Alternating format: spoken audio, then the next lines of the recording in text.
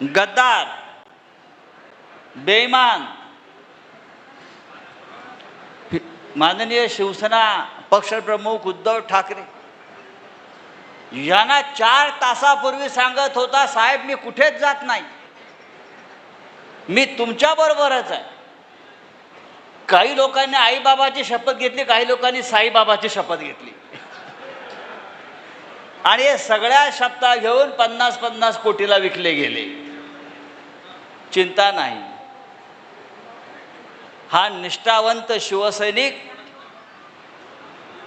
त्याला गाडल्याशिवाय राहणार नाही. आणि कुठल्या पक्षात गेले तर ज्याने आता हिंदुत्वाच्या नावानं, राम मंदिराच्या नावानं लूट सुरू केलेली आहे, प्रभू श्रीरामाच्या मंदिरात ज्याने आता 200, 300, 400 कोटीचं दानपेट्या चोरल्या,